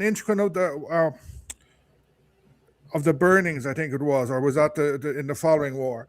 The fact you have these continual campaigns and people, even before Cromwell, the parliamentarian soldiers are killing people, they're burning, and people are dying. And then the population structure, or not population structure, the landholding structure is dramatically changed afterwards. So he was very successful, which is why I think, and he was easier to vilify than Elizabeth I. I think that people, nationalist historians and not so nationalist historians, writing in the 19th century, because most of them were royalists, like they didn't want to annoy Queen Victoria, they found it easier to attack Cromwell, make him into a villain, than than Queen Elizabeth. And the 1640s, 1650s represent the end of Gaelic Ireland. There's no more Gaelic soldiers. You'll find some O'Neills in the Jacobites, but they're no longer Gaelic soldiers. You have there are a lot of Irish poetry, Gaelic poetry is quite clear about this. Sort of. Yeah, I will just say, someone says about the Dutch banks for flooding money into who paid for it. Actually, so the English government couldn't raise the funds, so they obviously sold. They promised land to any creditors that would credit for the. Cromwell actually was one of those ones, so he had a vested interest in conquering Ireland. He had a financial gain from it. He had lands granted to him. He'd given to him from his payment into the army in County Down, actually. So he had a vested interest in it himself to win the war. What I will say is that Jim was asking now, did he hung English or Irish soldiers? He hung English soldiers for theft. I believe the army was marching, and they went. Some troops kind of filtered off. A couple of them filtered off and robbed an Irish woman. I believe they actually said it was an Irish woman, and Cromwell had the troops hung. Very similar to O'Neill as well. O'Neill did something similar during the so-called massacres. There's a lot of propaganda. Just to be clear for everybody, because I know a lot of American viewers don't cover the War of the Three Kingdoms of Ireland and Britain. The war is fought between. Originally, it started off in England. It starts off fighting between the English Parliament and the English Royalists. Eventually, Cromwell wins that side of the war. Over in Scotland, it's more of a religious war up in Scotland, isn't it, between Presbyterians and they're revolting against the English and all that kind of stuff. That's what's happening up in Scotland. Originally, no. Originally, the Calvinists, the church, are fighting against Charles I. And then, but then after the first English Civil War, they kind of get cold feet, and then they support Charles I again, which results in Charles I getting executed, and then they try to support Charles II, which results in Cromwell invading Scotland and winning a couple of battles and destroying the Scotch armies, the Covenanter armies, essentially. Yeah. And then on top of that as well, in Ireland at the same time, obviously we're not getting equality religious-wise. So it was Rory O'Neill, wasn't it? Rory O'Neill rebels in 1641. No, Rory O'More. Rory O'More. Yeah, Rory O'More. He rebels in 1641, and it just turns into an unorganized massacre. Really, really bad propaganda-wise, because anybody who's anti-Irish jumps on the bandwagon. The massacre is not as bad as it's made out to be. Yes. What happens is they're about to launch this big revolt, including capturing Dublin Castle, but it found out it goes ahead. I think Lord Maguire was involved as well. They're quite successful. There are some Catholic prisoners are massacred, and then basically locals take things into their own hands because you have an outcry, and this happened everywhere in Europe at that stage. You have an outcry against these people who represent to many people oppression. Um, and one thing that many Gaelic Irish they would strip the English naked. They did the same in Munster in 1598. It to me that is they're kind of saying, look, all you English are calling us savages. So look, who's running around with no clothes? And then they would let them go, but many of the English would die because they're not used to, they have no clothes, so they're going to freeze. There were massacres on both sides, but in England it gets thrown into it. Basically becomes St. Bartholomew's Night number 2, and it feeds into all these biblical tropes. And you have the English claiming that there's like 150,000 Protestants massacred when there may have been 50,000 Protestants in Ireland. Phelim O'Neill he kind of becomes the leader of it, but then you have a lot of Irish soldiers returning who had been fighting for Spain. Owen O'Neill returns. He becomes the commander up in Ulster.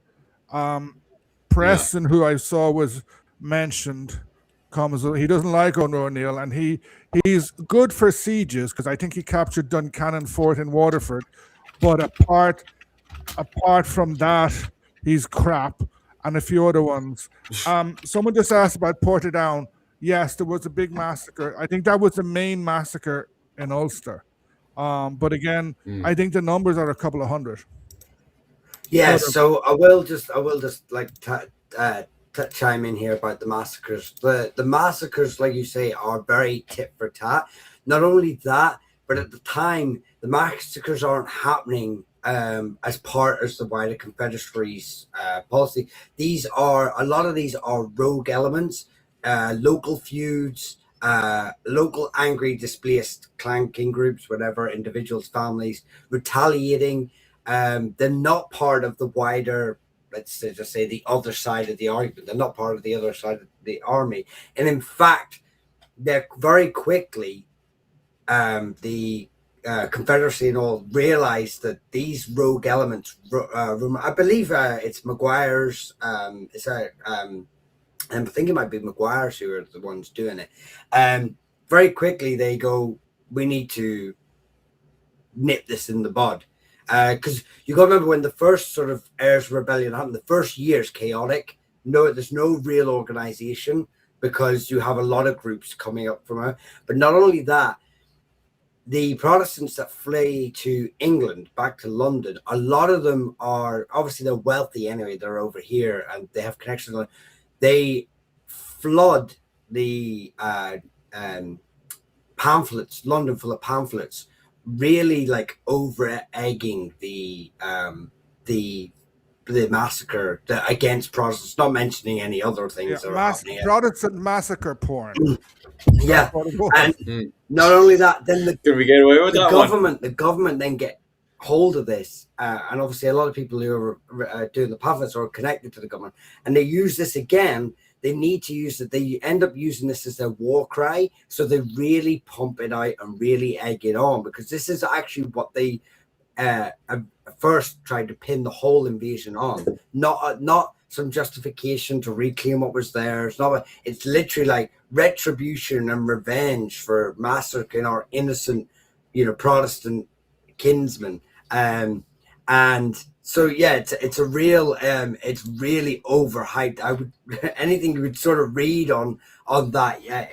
Any pamphlets we have that survive, you really do see how is it Dr. Morrill is an expert on Oliver Cromwell. I believe it's Dr. Sam Morrill, Morrill. He is someone that you should read up his work on it, and you will see how just how overhyped this massacre in Portadown and others are, overhyped, and how the Irish ones, the ones that are happening against the Irish, are, just sort of, poo-pooed.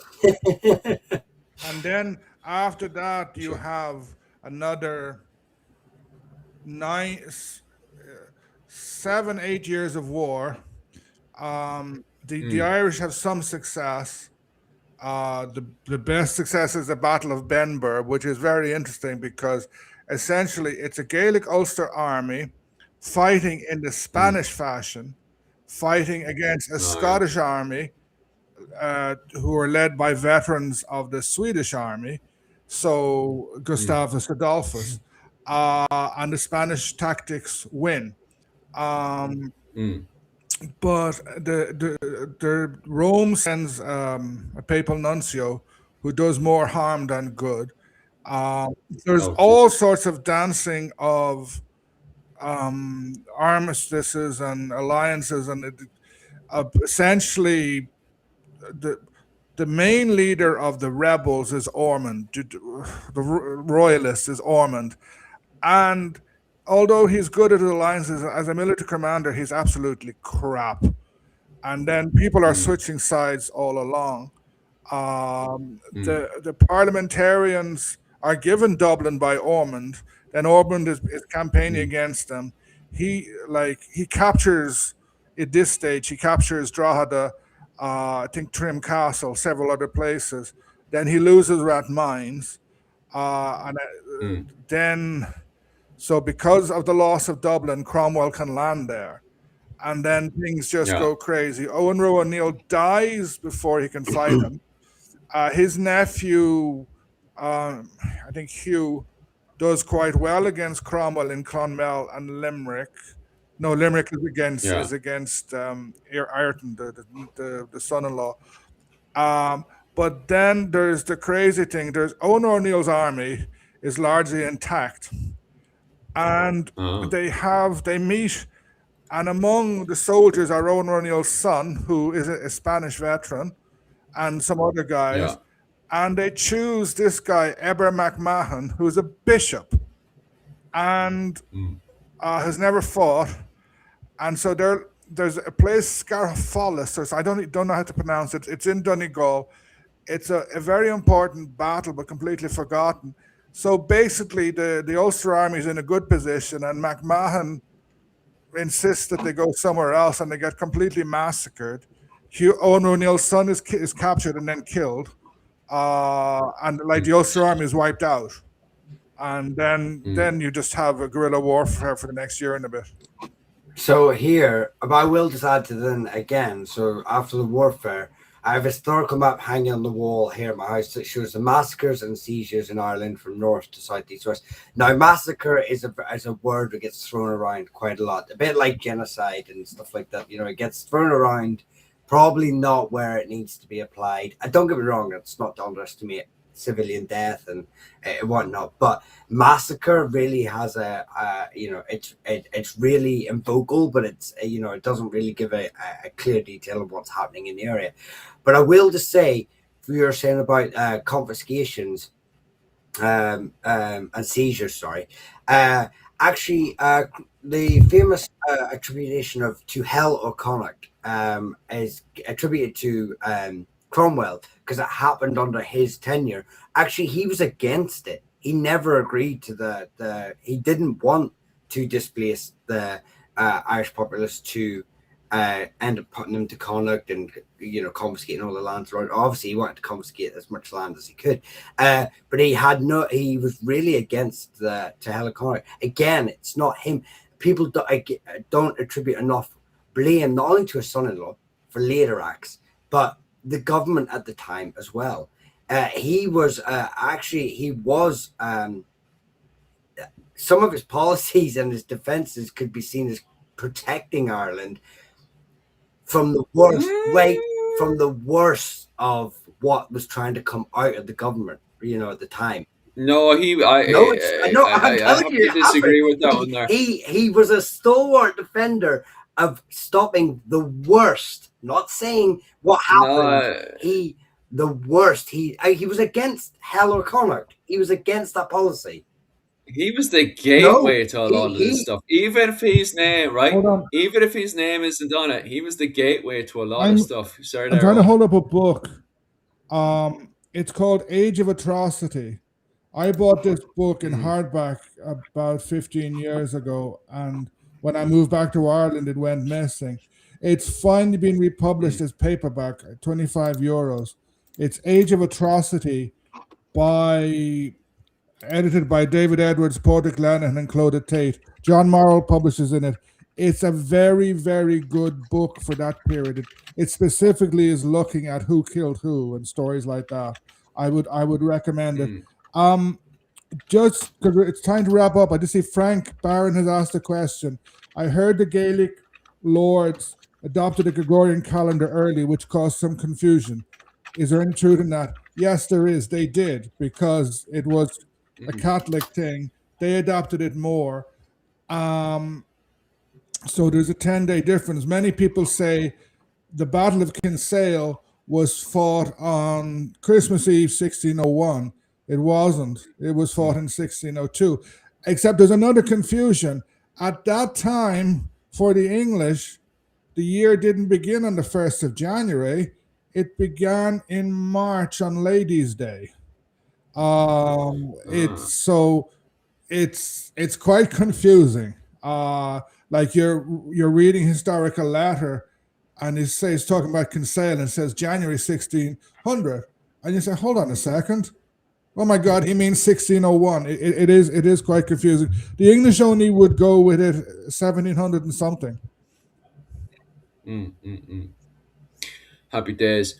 We'll finish up there, and we'll continue our argument next week there, Michal. I will just say just really quickly, if you want to just see where like my head's at, research Henry Ireton.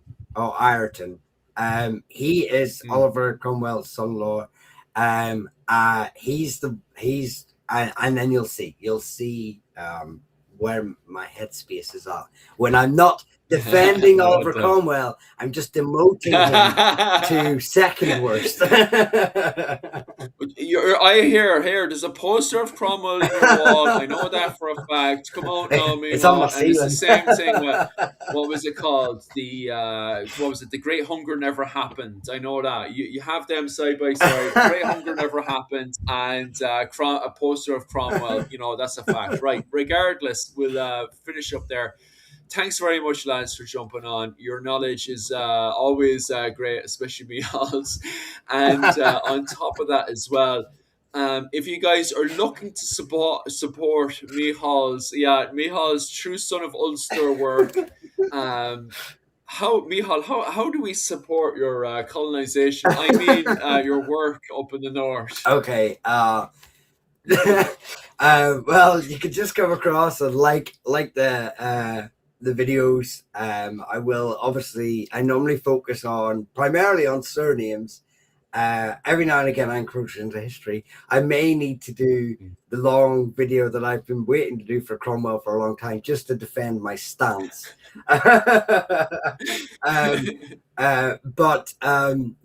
Just come watch the videos. Think about becoming a member, but I haven't done my members live in a wee while, but I had hoped to do it this week, but obviously I'm still recovering from man flu.